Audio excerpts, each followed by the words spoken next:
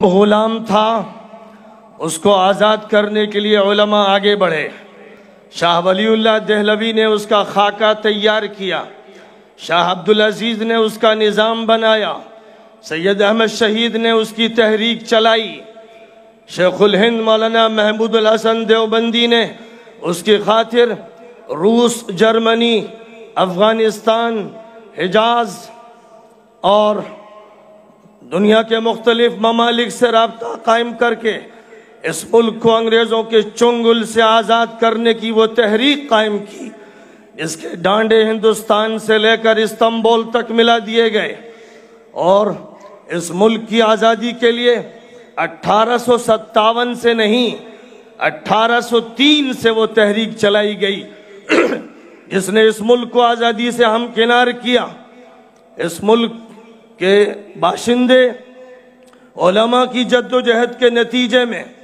علماء کے سولی پر چڑھنے کے نتیجے میں، علماء کی شہادتوں کے نتیجے میں،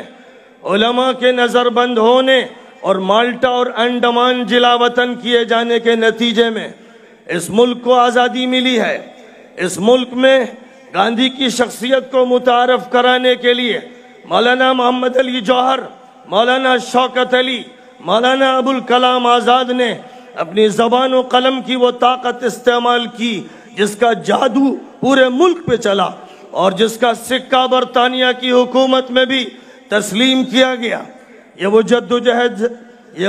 جہد ہے جس سے ملک آزاد ہوا۔ اگر لیگ اور کانگریس کے جھگڑے نہ ہوتے، اگر ہمارے درمیان آستین کے سانپ نہ ہوتے، اس ملک میں تفریق پیدا کرنے والی فسطائی طاقتیں نہ ہوتی، تو آج یہ مسئلہ پرسنل لا بورڈ کے عنوان سے نہ ہوتا،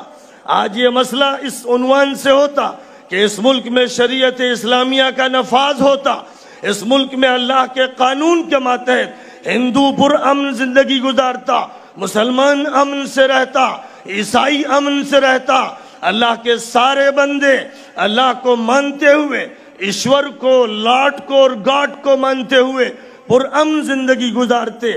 آزاد میدان میں جمع ہونے والے مسلمانوں، ایک نئی آزادی کا دور آ گیا ہے، کیونکہ 1947 میں ملک کی آزادی جب ہوئی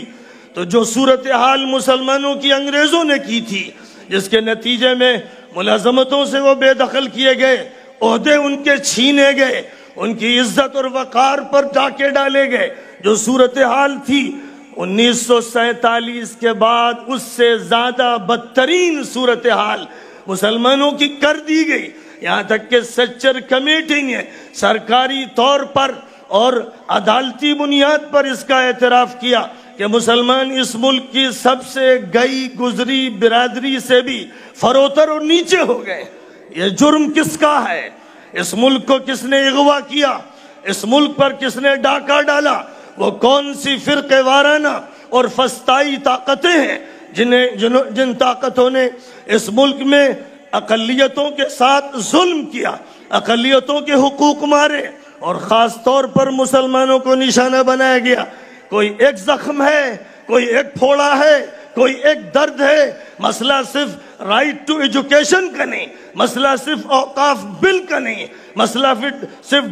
ڈائریکٹ ٹیکسز کوڈ کا نہیں، مسئلہ ان مسجدوں کا ہے جن پر تالے پڑے ہیں، ان مسجدوں کا بھی ہے جن کو باڑا بنا دیا گیا۔ وہ مسجدیں دلی میں، وہ مسجدیں اندور اجین میں، وہ مسجدیں بمبئی اور دوسرے اطراف میں جن میں شرابیں پی جا رہی ہیں، اور محکمہ آثار قدیمہ نے ہر مجرم کو موقع دیا ہے، لیکن ملت اسلامیہ کے فرزندے کو ایشور کی پوجا کرنے کا موقع نہیں ہے۔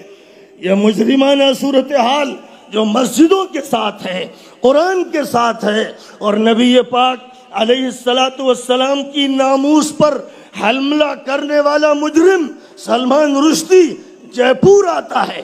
دلی آتا ہے، اس کو ویزا دیا جاتا ہے، اس ملت کے کچوکے لگائے جاتے ہیں، اس کو زخمی کیا جاتا ہے، اس کی عزت کو پیروں تلے رون دیا جاتا ہے۔ یہ مجرم حکومت، یہ مجرم انتظامیہ،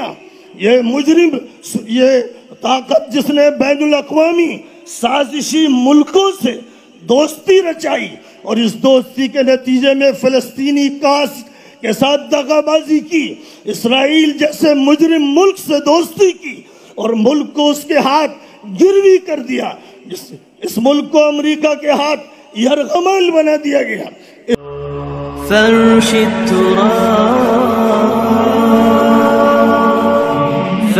التراب يضمني وهو غطاء